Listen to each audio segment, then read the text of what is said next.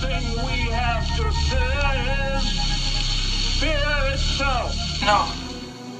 Be afraid. Be very afraid. There's nothing to fear except God. Whatever that means to you. Do I look like someone who cares what God thinks?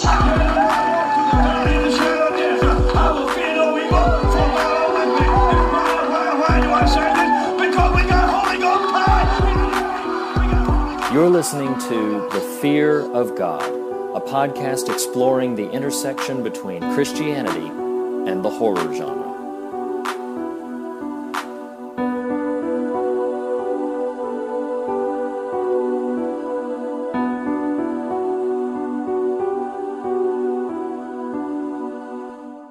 Hello and welcome to The Fear of God, Episode 5. Nathan, we made it. We did. We're at the big 5.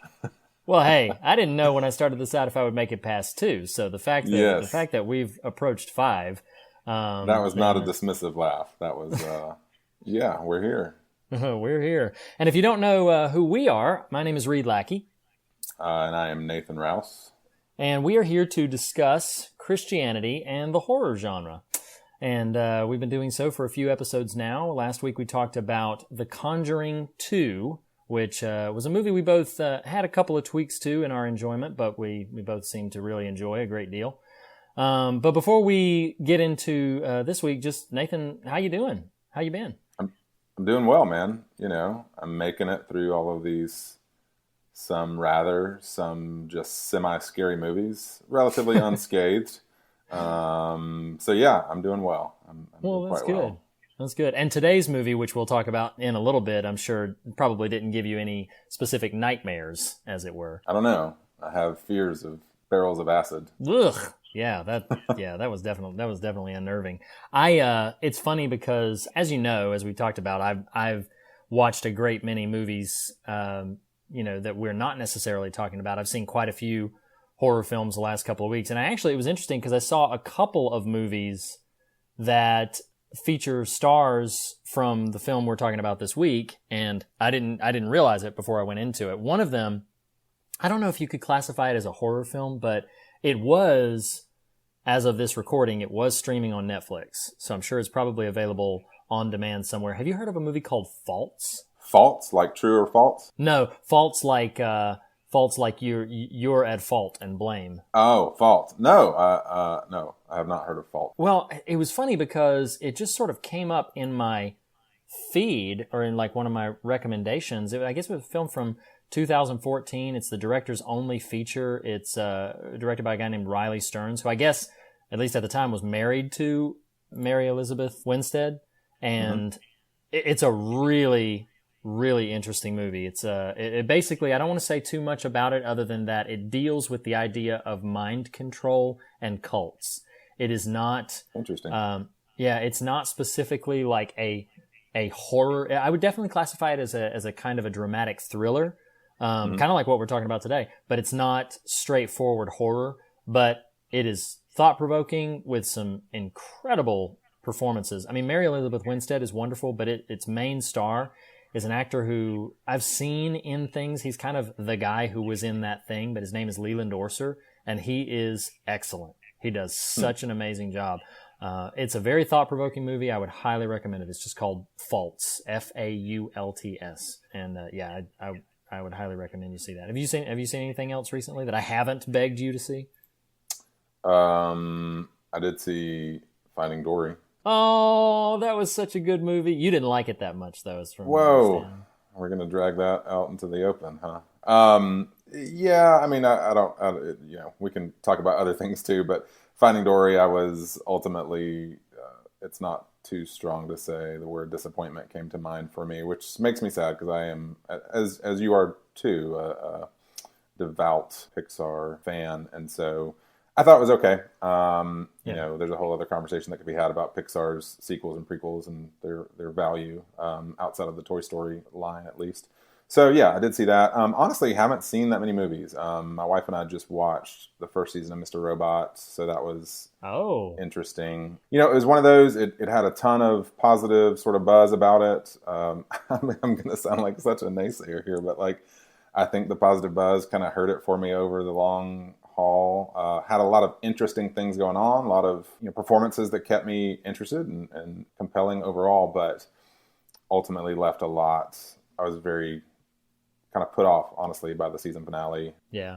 Such that I might give it a chance when it comes back, but definitely didn't do kind of what I thought it might. Yeah, I saw the first season of Mr. Robot too, and I felt exactly how you did. I felt it was incredibly ambitious, and I know some of my friends just adored it. Not even just critical circles. I have, I talked with a few people about it who were really struck by it, but it didn't really, I didn't really speak its language. There were definitely a couple of reveals through the course of the last few episodes that I found interesting and compelling, but even those, let's be honest, we're not going to spoiler out all of Mr. Robot, but even some of at least one of a couple of major ones, I felt like was kind of forecast, or not forecast. I mean, I don't know. It wasn't a surprise. It was a twist for the show, but to me, it wasn't much of a surprise. But in light of those two sort of, kind of dings between Dory and Mr. Robot, not a movie, but I did finish End of Watch by old Uncle Stephen King. Oh, I haven't read that yet. I found a lot to like about it.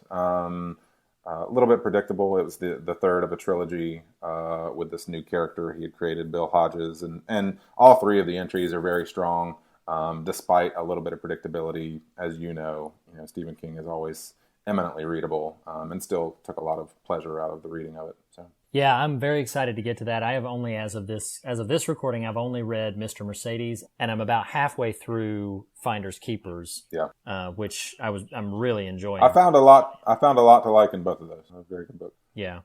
I really wish he would write more sort of straightforward crime fiction, and I haven't read the last half of the second book or any of the third, so I don't know if it remains straightforward crime fiction, but I know Mr. Mercedes as a straightforward sort of crime thriller was just absolutely fantastic. Yeah, I'd agree with that. Well, one sort of final thing that I wanted to mention by way of recommendation, sort of back in the horror niche, is I saw a movie that I think not only was streaming on Netflix, but I think was released by Netflix. Netflix did not produce it, but I think they bought it for distribution rights.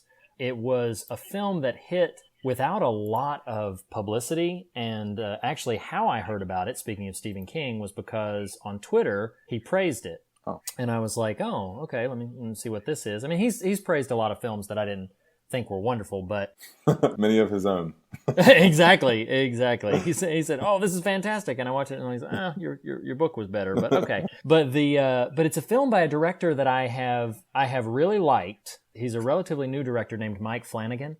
And he directed a film called Absentia, which I saw accidentally like late one night on like the Chiller channel or something, one of those, really low end types of venues for horror stories. But I really liked Absentia.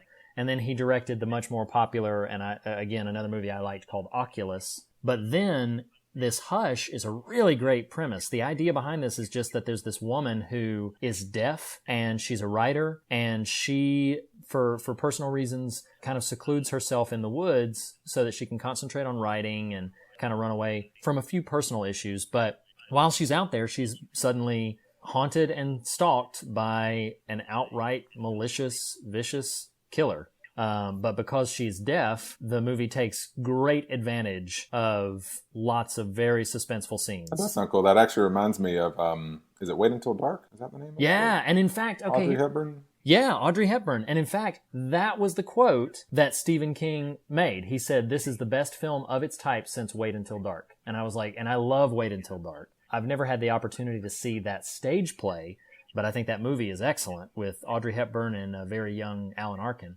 And so I saw it, and Wait Until Dark is a better film, but there's a lot to like about Hush, and I would strongly recommend. Well, and let's be honest here. If Stephen King says this is the best movie of its kind since Wait Until Dark, I think the genre for a sensory deprived female protagonist being stalked, it's probably a pretty small field of category. I'm just taking a guess there. There might be dozens of them. Well, regardless. Well, I would almost I would almost classify the film that we're going to talk about today in that category. I don't know about stalked being the right word, but certainly Sure. oppressed, if you will. But that was actually what I wanted to mention, and then we probably should go ahead and move on into what we're talking about. But the one of the actors in this film was in Hush and plays the very malicious, nasty killer. And that's John Gallagher Jr., who I have only ever seen him, to my knowledge, in this film and in the one we're talking about today. So he's relatively new. Okay, yeah. See, I certainly haven't seen Hush, but my only real awareness of him was he's in Newsroom, the Sorkin HBO show. Oh, okay. Which I haven't seen. With Jeff Daniels and Emily Mortimer? Yeah, I think that's right. I hope I'm right there. Speaking of being right or not, before we get to Cloverfield, so, you gave me shade. You threw some shade my way on Dean Koontz and Watchers a couple weeks ago. And I'm going to sort of throw us both under the bus here, because I was re-listening to, we covered Devil about 3 weeks ago. Yeah, about 2 weeks ago. And we both made, you initiated it, and I took the baton and ran with it, that the Chris Messina character, the cop's character's child that he lost was a daughter, when in fact it was a son. So bell rung for both of us. Yeah. Wah, wah. Mea culpa, mea culpa. So let me hope Emily Mortimer's right, and I don't get the bell rung on me next week. Well, yeah, let's move into this week, because we got a lot of ground to cover. So as we have alluded several times, we are today talking about 10 Cloverfield Lane.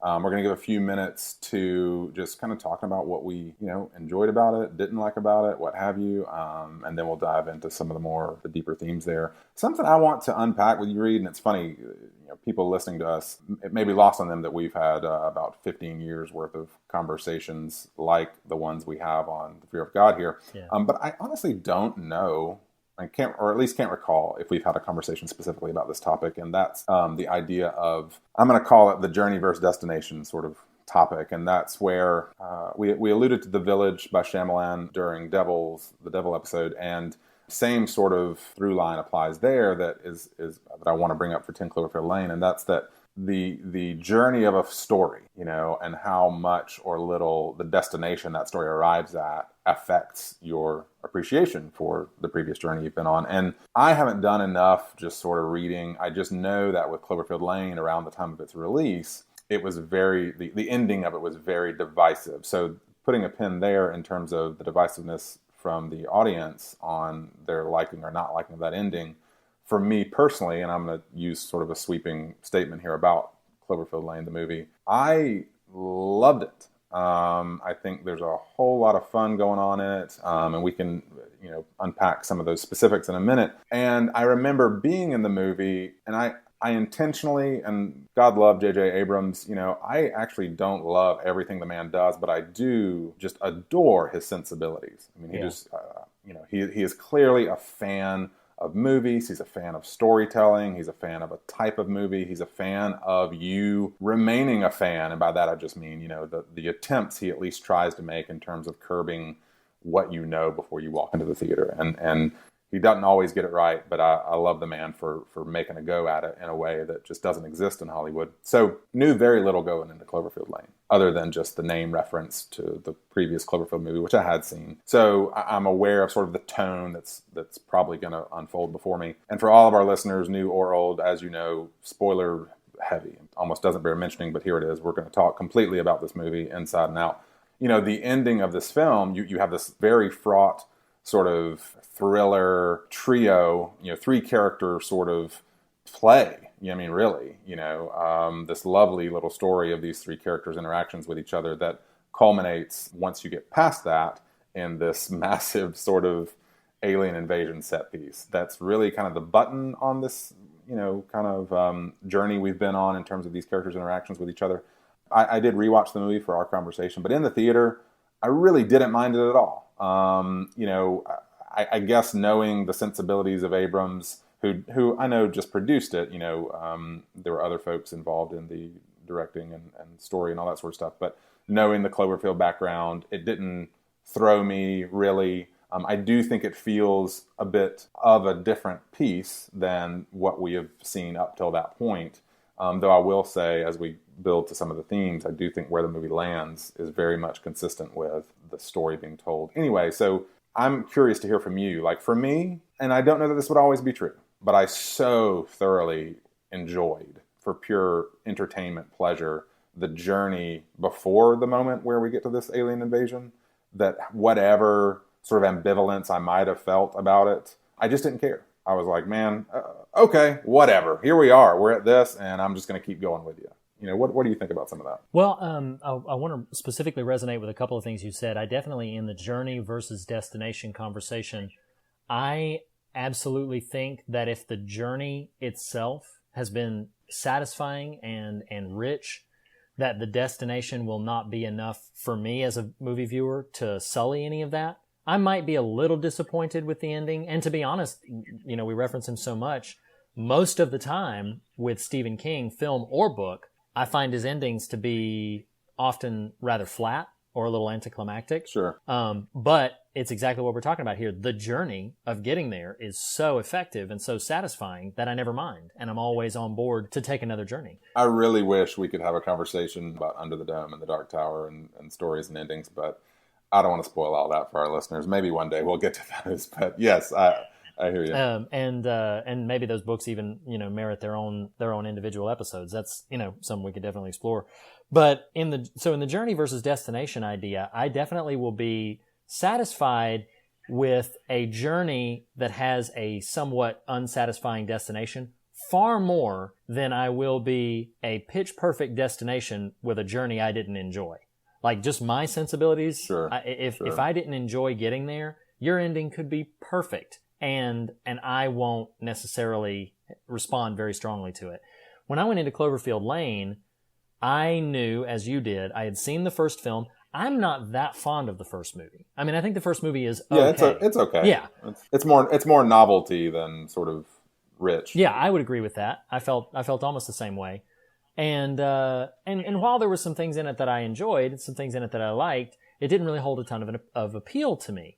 But then, when I went into this movie, I was aware, okay, it's got the name Cloverfield. Cloverfield is a specific enough title. I knew it would probably involve aliens at some point.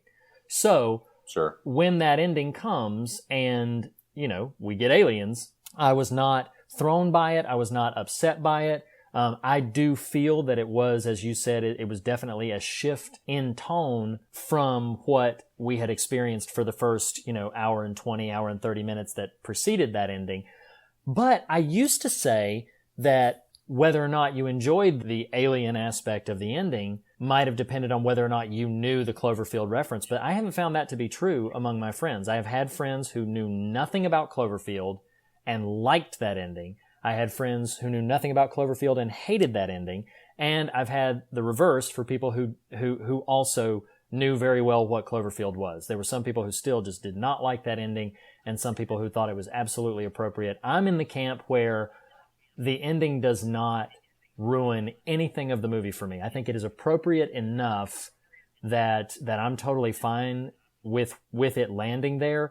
Do I think that there possibly could have been a better ending? Yeah, maybe. Maybe there is one out there. The ending didn't bother me enough for me to want to change anything. And as you alluded to, and as I'm sure we'll discuss later, thematically, I think the ending works very, very well. Well, do you think like, you know, something that's coming to me as you're talking, and maybe this should be a more fully fleshed out thought before I speak it, but here goes. You know, stories that, or movies, or, you know, TV shows or whatever that you stick with for a long span of time, I think for me, there is a distinction to be made when a story props up an expectation for an ending.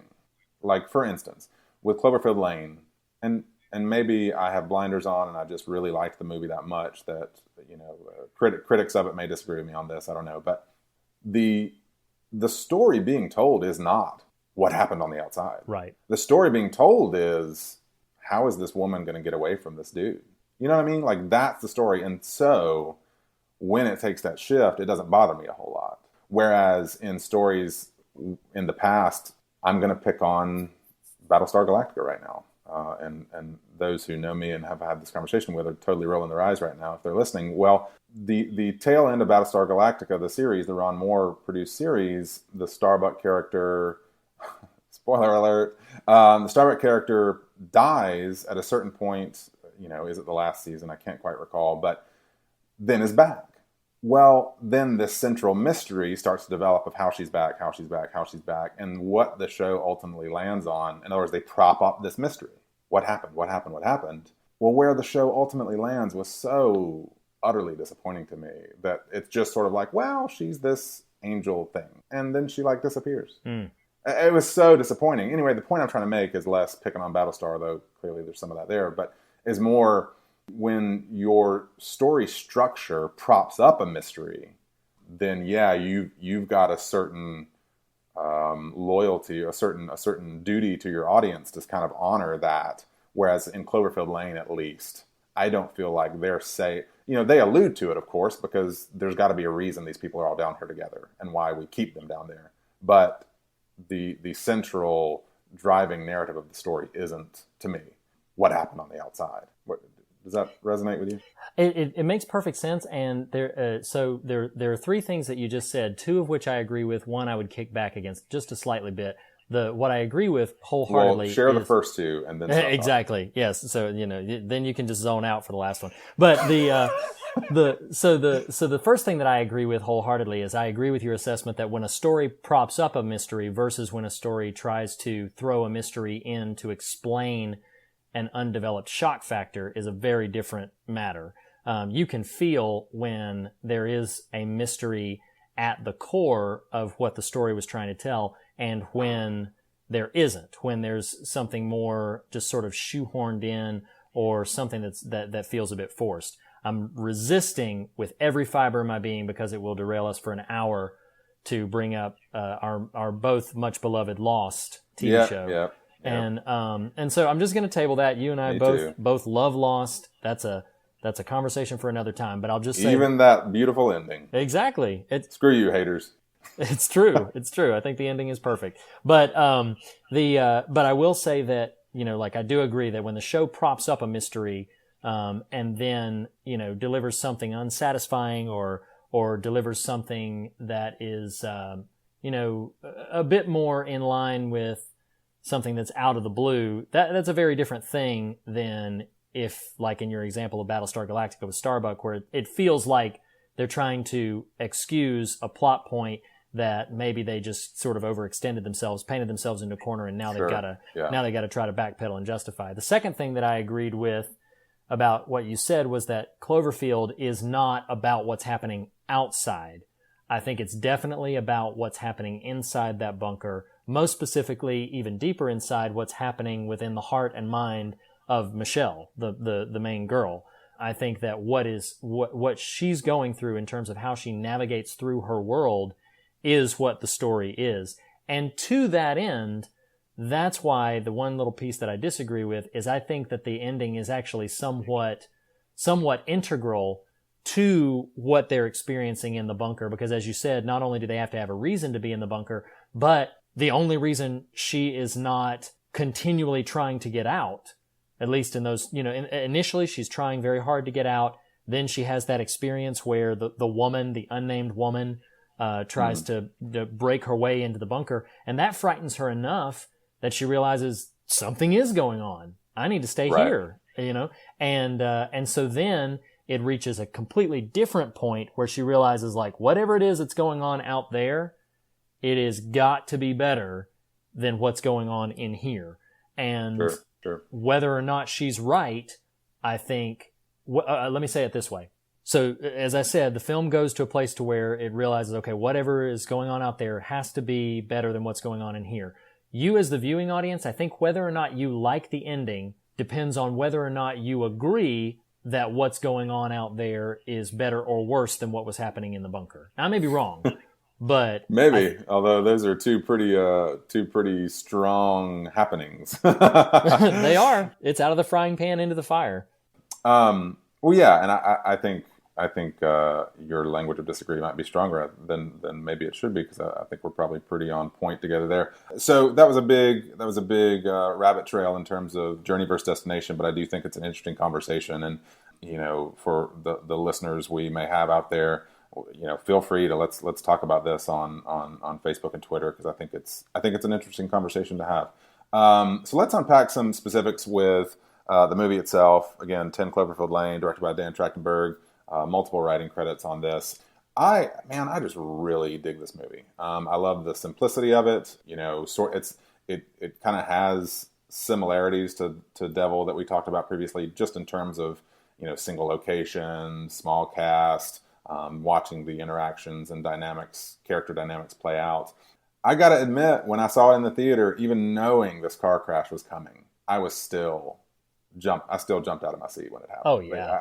I don't know, they just built that moment so well, in such a way that, again, even knowing it was about to be upon us, that I was still arrested by it. And, I think for me, the major, and you gave props to old Miss Winstead, which she earns, but holy cow, John Goodman, man, he is on fire in this movie. And I actually took a note saying what's so fascinating to me about his portrayal in this movie, or rather the character he portrays in this movie, is, we live in a kind of movie age right now of superheroes and supervillains and big costumes and histrionics and lots of scenery chewing. And you and I both have a shared affection for even just that world and those movies and stuff. But what an incredible portrayal here, acting performance by John Goodman, to take this character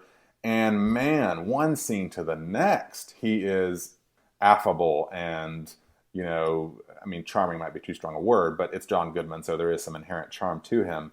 But in the next scene, he is menacing and sinister, and it all works together, and it's all performance. The script helps, but versus character costumes and makeup and things like that. This is all this actor's performance, and man, it just sings. He is amazing. Yeah, I couldn't agree more. I was going to say that I think that John Goodman is an underrated actor, but then I immediately backpedaled on that thought because I can't think of anybody who doesn't love him. He's amazing, and I can't think of anybody who would say he isn't amazing. What I do think is, for my personal tastes, that he's an underused actor. I don't see him in nearly as many things as I would love to see him in. The Coen brothers use him a lot, but other than that, it was so wonderful to get to see him have a role like this, because he's such an outstanding actor. And this is the kind of role that I think any actor would just love to be a part of, because as you briefly referenced, earlier, it's almost like a play. So much of this film is dependent upon these three performances and how they feed off of each other. And everybody, I think, is bringing their A game, but it is anchored so well by John Goodman. And he just chews on this role like a big juicy steak. Oh my gosh. He's amazing. I love little bits it's right after I think she has gone through to fix the air ventilation, something or other, technical jargon. Right. And comes back, and he goes to the jukebox and he says something like, "Problem solving puts me in a musical mood," and starts shaking his tail to some music and dance. Oh man, it's equal parts comical and equal parts, oh my gosh. Yeah. And I think probably segueing slightly, though we can certainly still touch on some of favorites or dislikes or whatever. To me, one of the scariest moments in a movie with a scene where a gun death happens very suddenly and unexpectedly, a movie where an old lady bashes her head into a wall or into a window until she's dead. To me, one of the scariest moments in the movie, but one of the most expertly crafted moments, is after Emmett's death, when John Goodman brings her the ice cream and he's off camera, all you're seeing is kind of his torso. Yeah. And the first time you see, he's been not disheveled, but he's been bearded, scruffy the whole movie. And, they've been sort of toying with this. Is there some sort of romantic something that he's angling on for her or not? Well, Emmett leaves the picture, literally, and he brings her this ice cream. You don't see him, and the camera pans up to his face, and he is clean shaven, and his hair is slicked back. And I thought, oh my gosh, that is perfect. Yeah. I mean, it's so wicked, but such an expertly crafted moment. And that's a great example, too, of showing and not telling. We don't need to get into unpacking all of that, but that is a perfect example. Yeah. You know everything you need to know about what's potentially going on in the mind of that character simply with that single visual cue. Yeah. And it's brilliant. And he himself, the way he's carrying himself, you know what I thought you were almost going to mention, because it's another scene that was just, like you said, some of the more overt moments make you jump or startle you, but the moments that are this film has such well calculated, sustained tension. And one of the most nerve-wracking scenes to me is the game they're playing, where he keeps trying to get Emmett to guess to guess Santa Claus. Oh my goodness! Oh, he's watching you. He knows everything, and I'm like, oh my God. He says, I know what you're doing. Right. I see you when you're sleeping.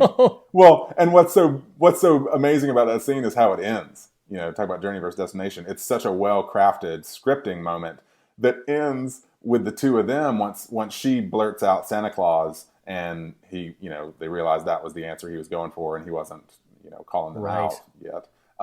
They're kind of deflating from their anxiety, and he's real put out. He's like, it wasn't even your turn. I'm gonna keep that point. Oh my gosh. It's wonderful. He's so into it. And that's exactly the kind of thing that this movie does so well. I don't know if it's in the script or if it's in Dan Trachtenberg's direction. This is his first feature film, and just it is such a phenomenal entry point. But whether it was in the script or in his direction or the performances or both, and a combination of all three, there's so much about this film that I think works so well. And I think, while we've already mentioned that the film itself, the ending, is kind of divisive, I haven't yet found a single person who didn't love that time spent in the bunker, because it's just such a well-executed suspense piece. And I think there's so much to love about it. Yeah, and I think that's a good note to segue on into just talking about some of the deeper themes of this. And it's fun and sort of interesting when you start to, I've always sort of got that cerebral, what's really going on in this movie mind on. But for some movies like this that are intended to be a bit more kind of popcorny entertainment, it's fun to suddenly start to pay attention and think, oh, there's a lot more going on here than I may have first noticed. And so on my rewatch in preparation for our conversation today, there were some things I noticed that, is this me projecting? I don't know. I do know it spoke to me in a way that it did not the first go round, based honestly largely on just the climate in which we find our world. We're recording in early July. Lots of just really, really heavy, sad things happening in the world.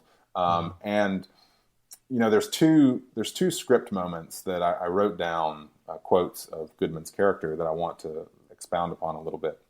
The first one, and these could probably, should be separated out, but I'll just go ahead and shoot them out. The first one, he says to the two other characters, Emmett and Michelle, he says, "As of Friday, kindness and generosity are antiquated customs."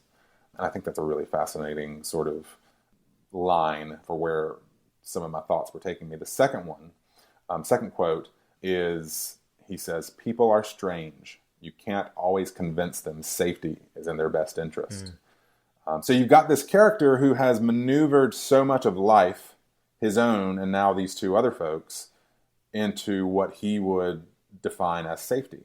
And I just want to talk about that for a few minutes with you, Reed, and just sort of hear your thoughts on some of this. And the phrase I wrote down as my brain was kind of processing this as I was rewatching this movie was the idolatry of safety.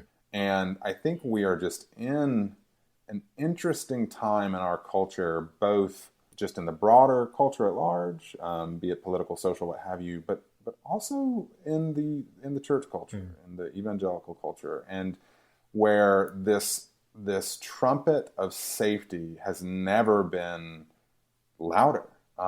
You know, and I think of things, even 5 or 6 years ago. I mean, this has been going on for some time, but I remember really noticing it 5 or 6 years ago, maybe longer. But, whether it's Christian TV networks or Christian radio stations that advertise safety, safe for the whole family. So you got that component. Fast forward to the culture we find ourselves today, where, this is a very fraught sort of topic, but the gun issue in our country right now, and just safety and the rabidness with which people are demanding their safety.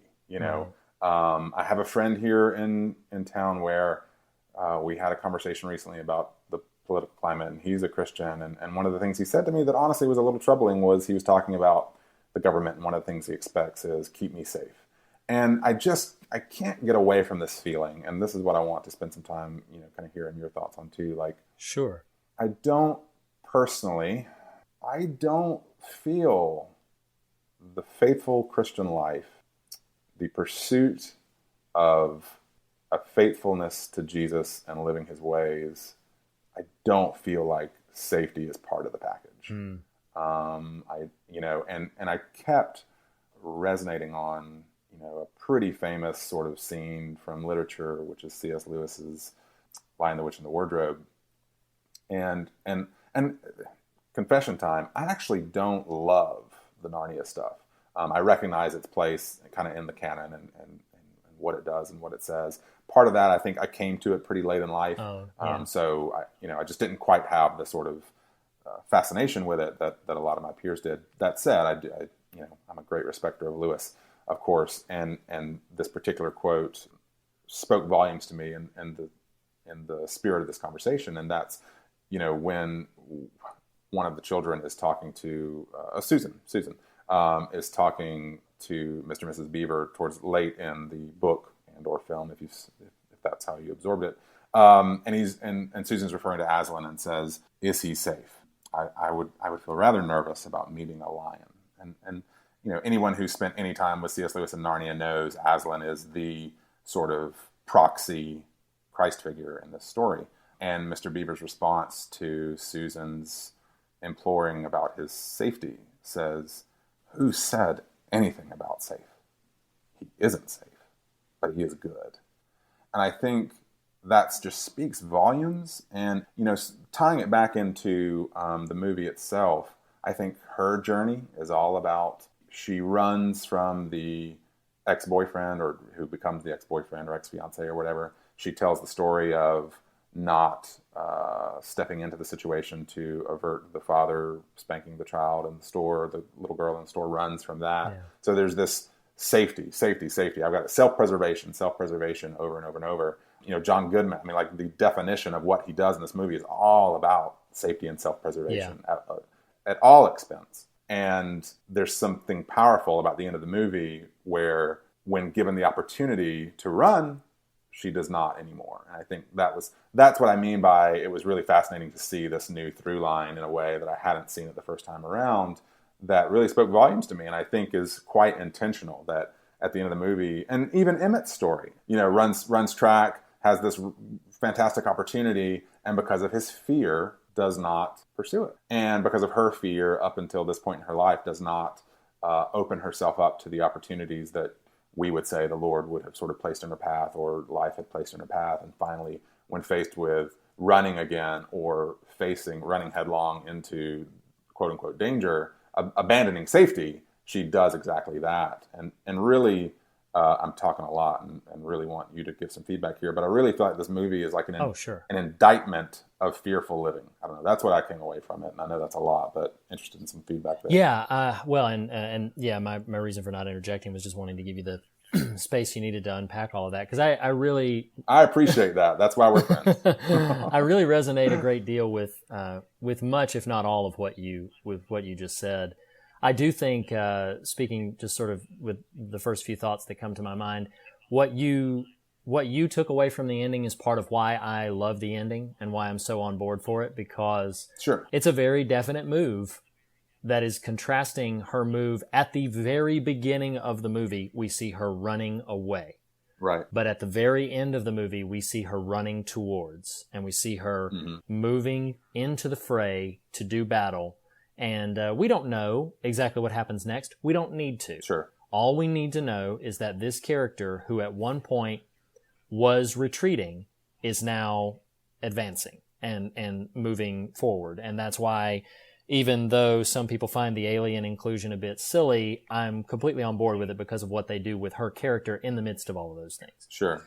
And to get to what you talked about so eloquently and richly about this idea of the idolatry of safety, there is definitely, and I'm not hedging here, I do sincerely feel this way, the matters of security, the matters of safety. There are people who love God and love other people who have very passionate feelings on both sides of the fence regarding the issues that trouble our country right now, about how do we feel safe, what is the best method to go about doing that, what's the best means with which to approach that conversation. But I think in light of the events of this film, this fictional narrative, and I do feel that fiction is sometimes a great way, if not the best way, to sort of package and observe and deconstruct how we feel about these real life issues. There is a distinct difference between the choice that Howard, John Goodman's character, is making about how to handle this situation that has hit the world, and how Michelle ultimately decides to handle how this situation has hit the world. And I think that the film does, as you said, indict the kind of idea that Howard would put forth, that the most appropriate thing is to seclude ourselves and to hide ourselves, to arm ourselves, and then to just let the world decay and let it burn. I think that there's definitely people out there. I know there are people that I love dearly that would echo that they're very afraid about a number of things that are happening. I know there are certainly, and I really want to resist, and listeners can probably hear in my voice that I'm trying to resist making overt or distinct political statements. So if we step onto this... No, please. It's just you and me here. You can go right ahead. If we, I will say, for myself, and I think you would echo the same thing, that, if I say something that should be more nuanced or that I've forgotten something, it's not intentional. We're just trying to navigate through this as sanely as possible. But I know that there are a great many people out there who fear for their lives. They just fear for their lives. And that is sometimes regardless, and sometimes exactly because of race and orientation, or occupation. Speaking of police officers, there are people out there who live in perpetual danger. They live under kind of a constant threat of something happening, something bad and ultimate happening to them. And I think that the real character of a person is how they navigate through that. I think that how you respond to such fears, and we're not the first people to say this, but courage doesn't lie in whether or not you are afraid. It lies in how you overcome or not the fears that you feel. A film that I don't want to spend too much time talking about because it's also divisive, and I don't want to get too much into this, but I very strongly responded in a positive way to a film called The Gray. A lot of people didn't, but I found a lot to love in that film. Yours truly. Yeah. So one of the things for me, and the reason I'm bringing it up now, is because there was a moment that I really liked where Liam Neeson's character in that film kind of calls out the fear of another person and says, "You're pretending you're not afraid." Sure. And then when that other person says, he's trying to deny it, and then Liam Neeson says, "I'm terrified," and no shame whatsoever in saying it. Like, I'm scared to death, and I have no shame in saying it. Right. I strongly responded to that scene and to many others in that film, and I think that when you get to a situation like Cloverfield Lane, you see a man like Howard who is clearly mentally unstable. He's got many things about him that indicate, he's lost in many ways. But he just so happens to be correct about the fact that it's all hitting the fan outside of the bunker. Right. He just happens to be correct. And the reason I'm bringing that up is because I think some people feel, and I don't want to be too cavalier with this. Again, I'm trying to remain as sensitive as possible in very volatile emotional subjects.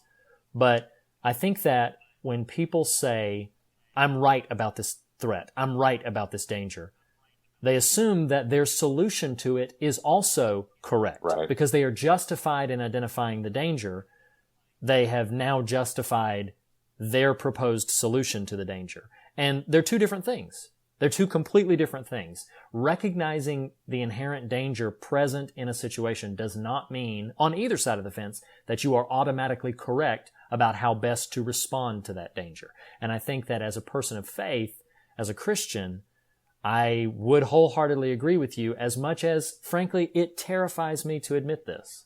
It honestly scares me to admit that safety is not guaranteed. It's not guaranteed in the life of a believer, that we are sometimes called to go into dark places, to step into dangerous situations. We're called to step forth. Jesus said to his disciple, and I don't have the verse written here, but he said to his disciples, I am sending you out as lambs among wolves. I am sending you out as sheep that are going amongst predators. And he himself was not guaranteed safety. He himself was not assured that he would be able to escape the cross. And that's a larger theological subject, but we just know, point of fact, he asked. I'm not going to unpack the theology of whether or not, choice and free will and all of this stuff. That's for another conversation for another time. Sure. The text says he asked, is there any other way? Right. And the answer was no. There's not any other way. Right. And well, and I think I'm sorry to no, jump you're in there. fine. I think that what's sort of, I think I want to nuance what I've even said too. Like, I don't think you should just walk through life embracing every risky scenario and situation possible. Right. I think that's just reckless and stupid. And there is don't yeah, lose your thought, but there think, is a distinct difference between recklessness and courage and bravery. I definitely think you're right on there. Sure. Well, and I don't know. I sometimes worry I go through life overly hopeful, but I think that hope is rooted in sound places. I think so much about, thy kingdom come, thy will be done. Like I am, and you and I aren't talking about all the nuances of our own personal theology, but I am a person who thinks the kingdom is here, and you are either a co-laborer in its revealing, or you're just kind of in the way. That's real callous how I just said that, huh? That's okay. And I think that there is this degree to which I got, Facebook sort of interactions are rarely fruitful. Yeah. But I actually stumbled on a fruitful one about 6 months ago, actually, and it was in response to, my wife would say I kicked a hornet's nest when it comes to the gun issue and stuff, but remarkably got into sort of an interesting conversation with someone on the other side of the discussion from me, and he kept talking about the reality we live in, and this is, probably a upstanding citizen, member of a sort of drumbeat that does kind of exhaust me sometimes of, if such and such ends up happening, these crazy scenarios, well, I'm going to be ready, and it's this, the reality. Kept using that phrase over and over. And, finally, it sort of clicked with me. I was like, okay, that's the bedrock we're talking about here is reality. And what so many people, I think, operate in is, well, reality equals what I see on the news and what's outside my door, which I don't know that I would argue against. What I would say, though, is, to me, and this is me, the teachings of Jesus, the example of Jesus are to say, whatever the reality you think you are living in right now, there's a different one happening right beyond it, and your job is to usher it forth. So it really doesn't matter the reality that you observe with your eyes, because there's a higher and a greater and a more beautiful one that you are charged with bringing into light. And so I think that's what's so fascinating to me about this sort of safety conversation in our culture that was spurred on by this movie, Cloverfield Lane. Like, the Christian world that is so scared.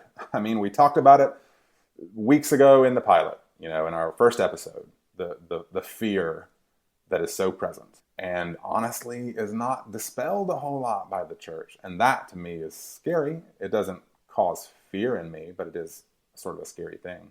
Right. That even where a place most called to look at the fear and say, I see you, but you don't win. And I've got something even greater that I can sort of bring forth into the world is sort of cowering against some of that. And again, it's an enormously nuanced conversation, and not everything I think is going to solve all the answers to this conversation. But clearly, Cloverfield Lane was there was a lot more going on to it than I thought the first time. Yeah. Well, and I'd like to respond, and I don't know how much longer we'll talk, or if we're going to wind down, but I would like to respond to something that you're saying with a passage of scripture that this film made me think about, and I want to read just a couple of little chunks of these verses, and then tell you kind of what it makes me think. I'm reading from a passage in 1 Thessalonians chapter 5. And I'm starting with verse 3 here, but 1 Thessalonians chapter 5, verse 3, it says, while people are saying peace and safety, destruction will come on them suddenly, as labor pains on a pregnant woman, and they will not escape. I'm going to pause right there. This is, of course, not quoting, but like this is Howard's mentality. People are saying peace and safety, and then sudden destruction comes. Like this is his ideas about how the world works. It's like, we got to say this. We got to protect ourselves because destruction is imminent. It's here. The scripture uses the example of a woman who is expecting a child, and then I know that this probably with medical advancements today, the metaphor might lose some of its steam a little bit, but basically, like when the labor pains come, when the water breaks, it's time. It's suddenly, this is happening. Like this child is coming. This is on its way. But a few verses further down, it says this. It says, I'm skipping to verse 5. It says, you are all children of the light and children of the day. We do not belong to the night or to the darkness. So then, let us not be like others who are asleep, but let us be awakened, sober. And it says, for those who sleep, sleep at night, and those who get drunk at night. And then verse 8 is the one I really want to hone in on, because this is what it makes me think. It says, but since we belong to the day, let us be sober, putting on faith and love as a breastplate, and the hope of salvation as a helmet. Now, what it makes me think about when I think about this is I hear those words saying, we could look around at what's happening to us, and I feel afraid, my friends feel afraid, my family members feel afraid. We look out and we see this and we get anxious and we get terrified. Sure. But it is possible that we might take a step back and recognize this is not where we belong. And I'm not making some big broader statement here, some big broader theological statement here. Just simply like, this is not what we are of. We are not of this climate of the nastiness. We are not of this climate of the vitriol and the hate and the spit and all of this. But we can put on faith and love as a breastplate to guard our hearts, and the hope of salvation as a helmet to guard our thinking. And that metaphor just works very visually very well for me, as if I'm standing there saying like, okay, I'm going to put on faith and love to guard my heart, and the hope of salvation to guard my mind. Sure. And then look around at the world. I mean, so many things happening that if you follow the media and if you follow the news and if you take huge bites of what they're feeding you, you will walk away with nothing but terror. You will walk away with nothing but anxiety. And I can think of few ways to respond to terror and anxiety other than to try to steel yourself up and defend yourself and protect yourself. Sure. But there's a greater protection that is immediately available to us, and that is to simply recognize we don't belong to this. This is not something that there is a better way, I guess is what I'm trying to say, that there is something that is more powerful than this that we could reach towards.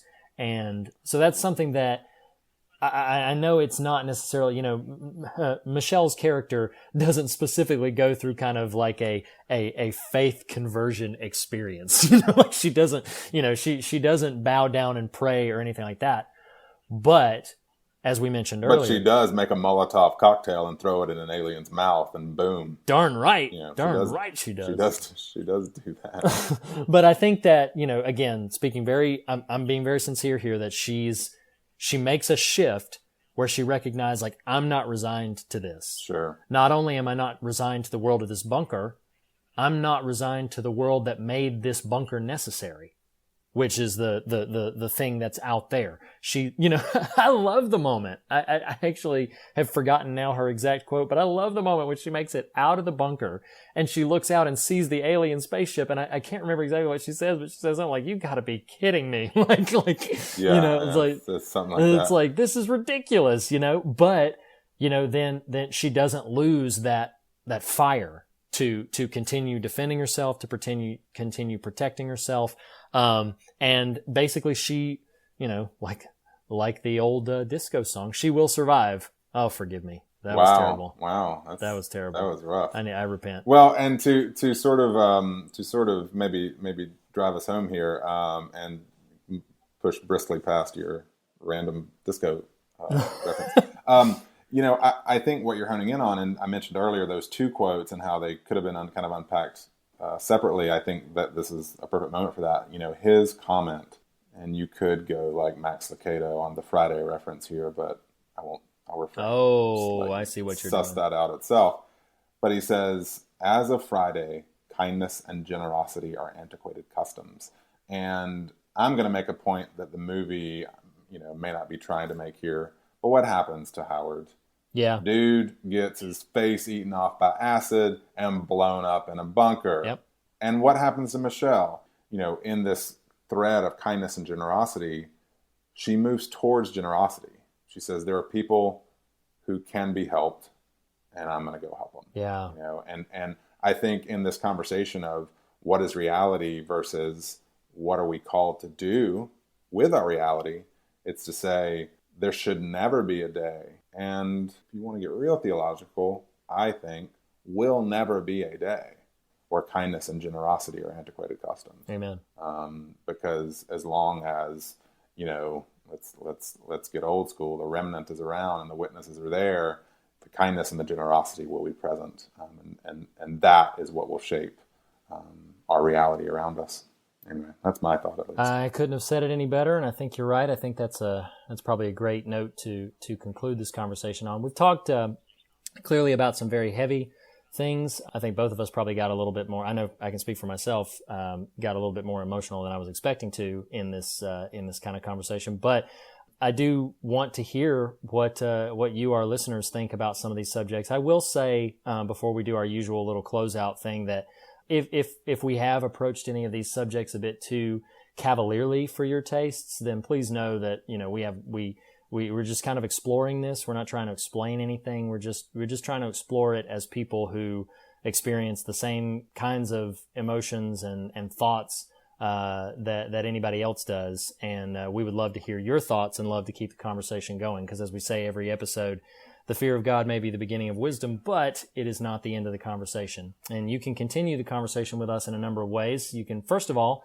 visit morethanonelesson.com, which is the website that hosts and houses these episodes. You can comment on the posts there.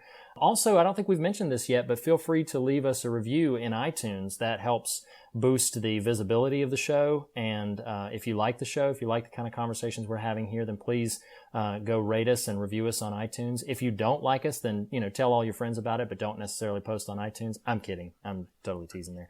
But sincerely, reach out to us at morethanonelesson.com or leave us a review on iTunes. You can also follow us on Twitter. Nathan, what's our Twitter? And that's, I think, probably an easier way to quickly and easily interact. Yeah, is on Twitter. It's at The Fear of God. THE Fear of God. There's also a link to our Facebook page on that Twitter site. So yeah, we would absolutely love to hear from you. You can email us at fearofgodpodcast@gmail.com. That's all one word, fearofgodpodcast readlackey@gmail.com. You can follow me on Twitter @readlackey. Nathan, where can they find you on Twitter besides the fear of God? My personal Twitter is @TheNathanRouse. Nathan, I really appreciate your thoughts on this episode. Thanks so much for having this. Yeah, man. I think we got it all figured out. We do. Maybe if some higher level politicians hear this episode, they'll change some thinking. I'll go ahead and hold my breath.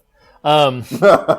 But seriously, now next week, what are we doing next time? Yeah, so next week we're going to be diving. This was kind of not quite in the traditional horror vein. Next week we are firmly landing right back in the heart of it with what I think is one of the scariest and possibly one of the best horror films of the last decade. We're going to be talking about Scott Derrickson's film from 2012, Sinister. So if you have not seen that movie, please grab your best comfort blankie and watch it. That's it. It'll do it. And then join us next week. Thanks so much again, Nathan, for having this conversation with me. Yeah, it was good, Reed. Talk to you later. All right. Talk to you later. Thank you. Bye.